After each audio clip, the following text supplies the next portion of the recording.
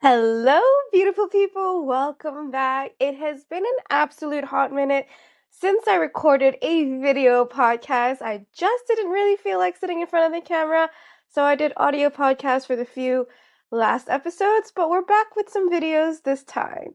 Today's episode, as you see in the title, is about the ego, to kill or not to kill during your spiritual journey. Now, let's talk about it. But before we get into it, have you followed me on the Lovers Priestess on Instagram?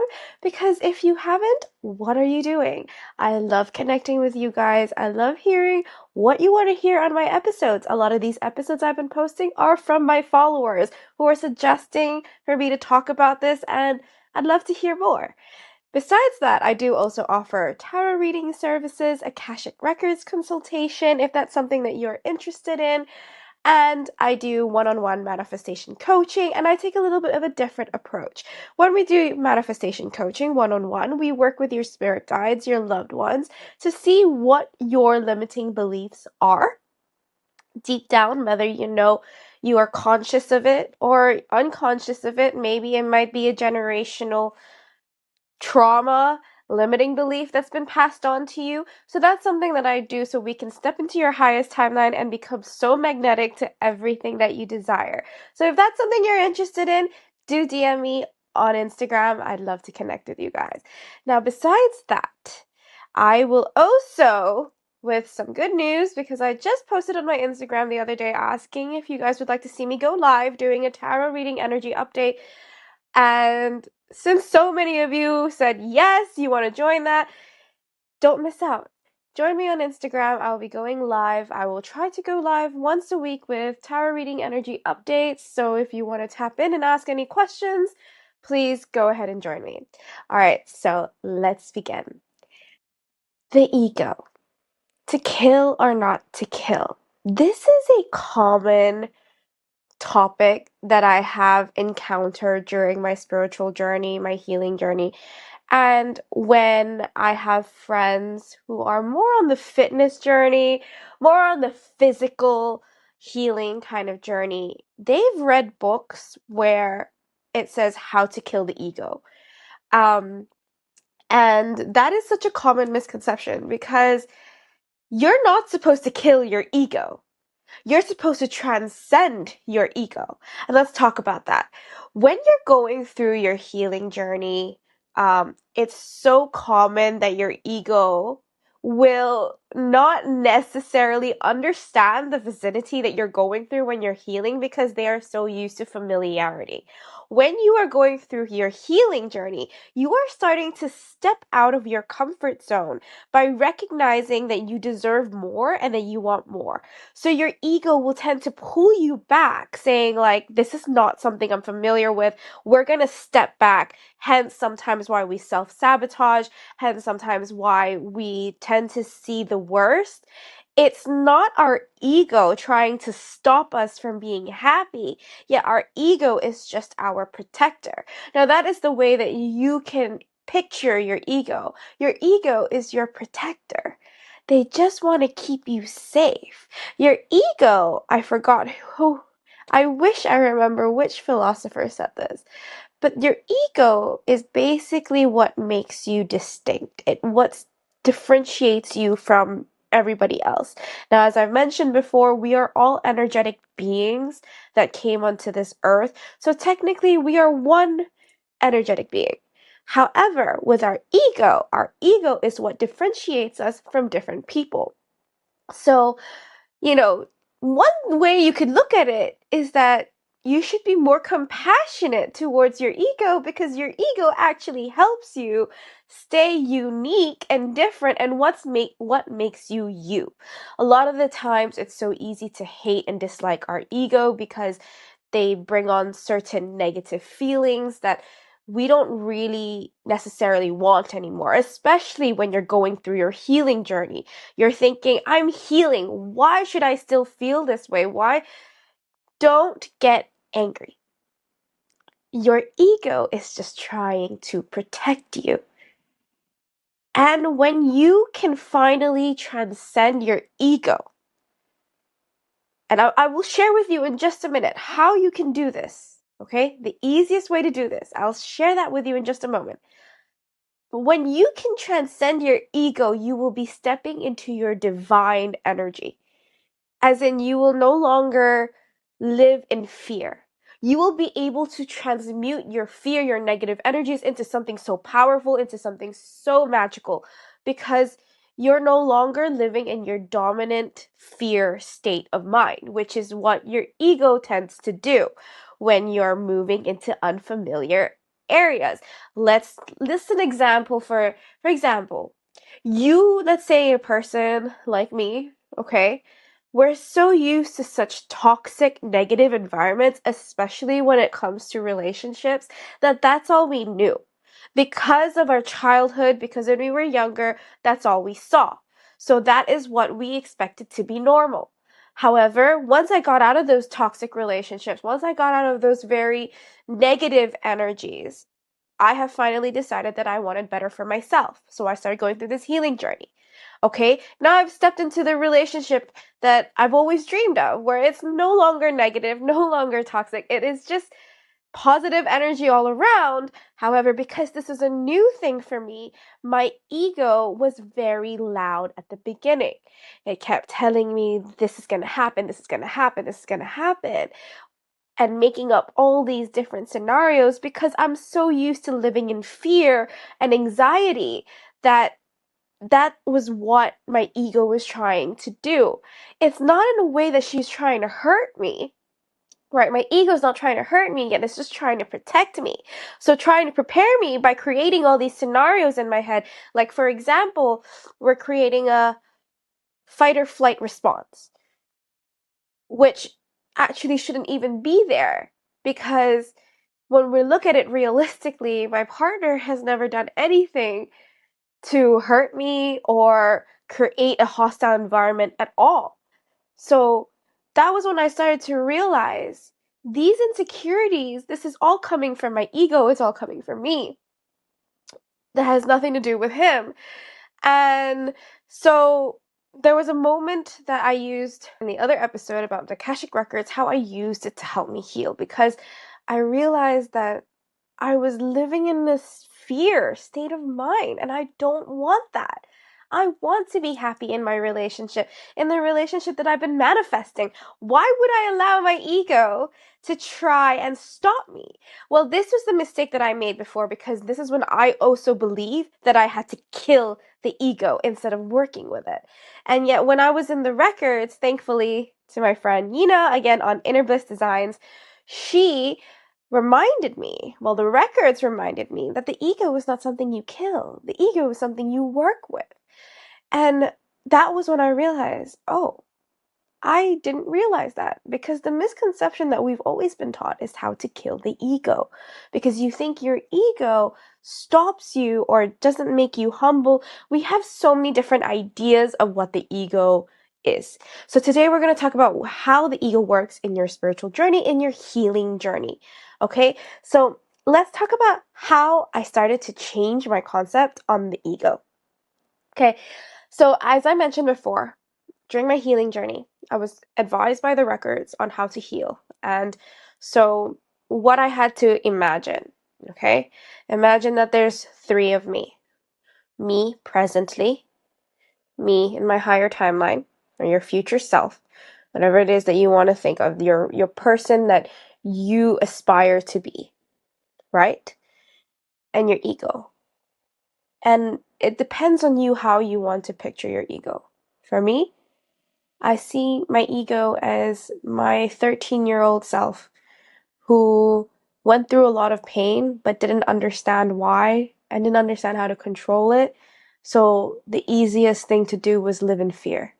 The easiest thing to do was take a step back. See yourself as not as worthy, okay? Um, there were a lot of times, I think I've mentioned this before and in my other episodes as well, that I actually had really low self-esteem growing up because I truly didn't believe that I was enough. When I came from a broken family as well, so it was very easy for me to feel like I wasn't worthy of love or receiving love, or I always had to earn my way to get some love, right? And that's pretty common. Okay, when you come from a broken family, it's something that it's quite common and you're not alone. It happens all the time. So, the way that I see my ego is I see her as my little self, my 13-year-old self, who's lashing out, very scared, trying to protect my present self because we don't want to relive those fears or allow anybody else to put us in that kind of state of mind again. So, what do? I meditate with the three of us. I visualize that there's three of us sitting together and having a discussion. Imagine we're sitting at a meeting table and talking and listing down what is it that we're fearing? What is it that we are actually scared of? Are we scared of what the person is going to do to us, or are we scared of what we are allowing to happen to us? What is the source or the root of our fear? Is it truly something this person has done? Or are we creating a scenario because that is just what we are familiar with? So, when you are able to kind of just sit down with your future self that you aspire to be, okay? Your highest timeline, your higher self. Who are you there? Who are you now? And who were you? And how can you work together to live in peace and not in this fight or flight state of mind all the time? Because, like I've mentioned before, love and being loved is our birthright. It is not anyone else's to take. It is not anyone else's to claim for ourselves. We have the power to claim that for ourselves. And so the ego is something that you need to show a lot of compassion to and work with in order for you to transcend into your divine energy. It's not hard. Some of you might be like saying, but my ego is always louder than my present self or my future self. It's always loud. Yes, your ego is loud because imagine it's like a little child throwing a tantrum. Like, hey, listen to me. This is how I see it. You're gonna get hurt. You're gonna get hurt. Yes. Imagine you're talking to a child who doesn't know any better, who only knows fear, who only knows how to be scared, and run away when the moment things start to seem too good and unfamiliar. They're like, no, this doesn't work this way. Let's go. Now, I work as a teacher, so I work with children of young age. And the truth is, when these kids are scared to try something new, they will cry, they will shout, they will throw a tantrum. So imagine your ego is like a child.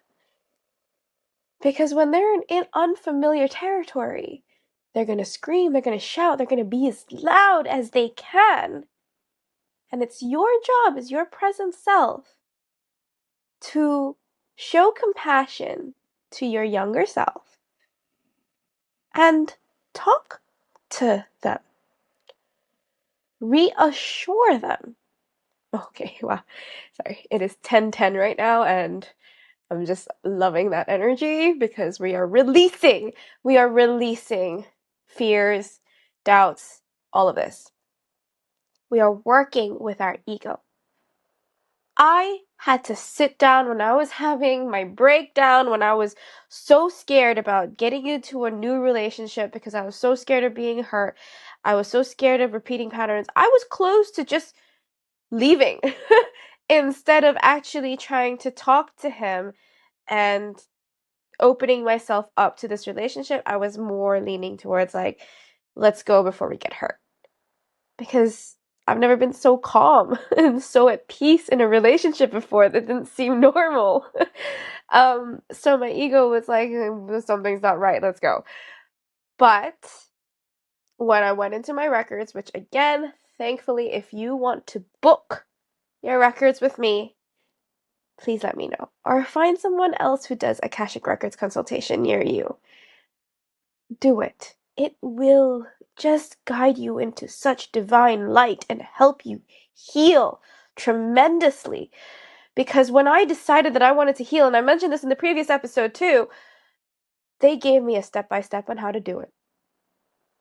And so finally, when I was having my breakdown, when I was like really freaking out, I didn't know what to do, I sat down and I meditated, picturing myself sitting with my future self and my younger self. And we were having a discussion. We had a discussion of why we deserve to be happy now, why it was time to release the fears. Because again, when you're in your manifestation world, right, when you finally tapped into manifesting, which I'm so grateful that my Akashic Records was so kind enough to remind me that yes, I am manifesting a perfect relationship. Why am I allowing my limiting beliefs to stop me from achieving that? I put it out into the world and I said the next person that comes into my life is going to be my final relationship, is going to be my end game. Why am I doubting it? Why am I deciding to run away? So then that's when I realized this is my ego talking. My ego is just scared. So I had to sit down with her and tell her, look, we've learned, we've understood now what is worth our time and what isn't. We know our boundaries now. We've set our boundaries. We have been clear with our intentions. We need to sit back and let the universe do its thing. Now, trusting the universe is probably easier for your ego to understand and collaborate than saying trusting the other person. When you've been someone who has been hurt by so many different relationships, by different people, you've lost your trust in people.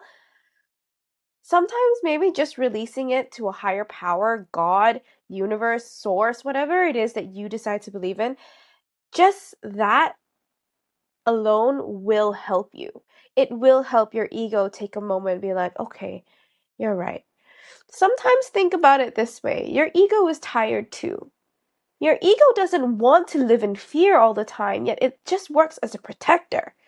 So you, as your present self, who's more aware of yourself, who's going through your healing journey, who knows exactly what you want in life, can actually tell your ego, hey, sit down. I've got this. The universe got this. God's got this. Let's sit back and relax. And then remind yourself, look back into a past memory, like just anything that has brought you so much joy. When you were clearly in a state of just enjoying yourself and having fun, and you weren't thinking about fear, you weren't thinking about anything going wrong. You were just so happy, right? And everything great was just coming to you. That is one way to also remind your ego. Do you remember? Like, you can talk to yourself. Do you remember how amazing it was when I just decided to relax and enjoy myself and everything good just kept happening? You can say that to yourself. Why not? It's like manifesting, right? It's the same thing. You can be like, "Oh, why? How am I so lucky that everything is always working out for me? How am I so lucky that everything just comes to me in divine timing and I don't need to work hard for it? Why is it that I'm so abundant?" Ask formations. When your ego is starting to be a little bit louder, sometimes I find it easier to do ask formations instead of affirmations. And affirmations, just like affirmations, instead of saying it and claiming it, you're asking yourself, wow, how did I get so lucky that the universe always has my back?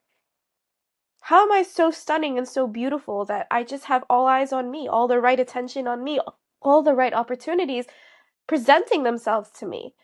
Because when you're asking yourself that, your subconscious mind doesn't take it as you lying to yourself. You're just asking yourself. Sometimes when you're really in low energetic vibes, that's why I say lying to yourself. But sometimes when you're in really low energetic vibes, even when you do affirmations, you find it very hard to believe because you're so caught up in the negative vibe that you're just saying it. And your ego and your subconscious mind, if your mind works like me, it's really fast all the time, it's constantly arguing with each other back then you might be saying, no, that's not true, I don't believe it. So why not change it? Change it around a little bit. Again, when you do affirmations or ask formations, it's all completely up to you. It doesn't matter how you do it. It doesn't matter when, how, what you decide to do, as long as it works for you. And I've noticed that for me, when my ego is screaming at me, when my ego is really hammering down on me, I use ask formations. And I just claim into a part where I remember. Like, for example, I recently went to Phuket with my partner, and we had so much fun, and it was so amazing. And I like to go back to that kind of memory, and I'll be like, do you remember how amazing things were when you were just happy and you just decided to let go and just enjoy the moment, and things kept unfolding so quickly? So it worked. Instantly, my ego was like, yeah, you're right. Yeah, you're right. Okay. Okay. And honestly, the more you do that, the more you acknowledge your ego when they are loud. The more you talk to them, the more you show them compassion, that you understand where they are coming from. For example, my fears, from what I've seen as a child, that's all I knew, right? So, of course, when I was younger, I would always think that I wasn't loved, that people didn't really care about me. But then I had to remind myself, hey, that's not true. Your parents love you. They just didn't work out. You know, you always felt like you had to earn their love, but at the same time, they were just trying to teach you. They're just trying to teach you how to be a good person on this earth by not being a narcissist. Like, they taught me how to love and be loved in their own way. Again, our parents are also learning in this lifetime, and they're not perfect, but neither are we. The only way is we can learn to work through it, transcend this negative energy. We can transcend our ego to help us step into our divine timeline, our divine energy. And I hope that when you leave this episode today, you will take a moment to understand your ego, yourself, your present self, and your higher self. The easiest way to look at it is, remember, your ego constantly lives in fear. So imagine your fight or flight response a lot of the times, that's probably from your ego. Your higher self is never a negative energy. Your higher self always comes from a loving energy. So whatever they tell you will not be harsh. You will be able to tell the difference between your higher self and your lower vibrational self, your ego. Okay, let's not call her lower vibrational, because she's not necessarily lower vibrational. She's just protecting you. Okay? Your higher self will always speak to you with kindness, with love, and compassion and understanding. Your ego will speak to you out of fear, will cause you fear, will try to instill a lot of doubt in you. Okay? Now, it is your job as your present self to bring down the love that your higher self is giving you currently, to bring that love and give it to your ego too. And once you are able to bring the love from your higher self down to you, from you to your ego, the three of us, as I like to call it, will transcend together because we are filled with so much love around us. Okay, I feel like that's enough for today. I'm done talking about the ego for today. I really do hope that this helps you understand it a little bit in your spiritual journey. We do not kill the ego. We work with the ego. Okay? Before I forget, as a spiritual tarot reader, this is also something that I forgot to mention earlier regarding your ego. A lot of tarot readers have reached out to me personally, even though they read their own, like they are able to read tarot cards for others, they can't read it for themselves. And that is because the ego gets in between. So this is initially why I thought I had to kill the ego as well, because before, when I first started doing tarot reading, I just really couldn't understand the cards for myself. Or when I would read for other people, I would feel very energetically drained because I was not grounding myself enough. And sometimes when you're working with your ego wants to tell you something else when you just are supposed to listen to your spirit guides when they're telling you what to do, when they're telling you what message they have to come across for you. So a lot of tarot readers before have come to me to tell me that they couldn't read for themselves, so they would pay me to read for them because their ego would always stop them. So this is where I remember Nina correcting me. Your ego is not supposed to stop you, yet you are not supposed to quiet down you're not supposed to kill your ego.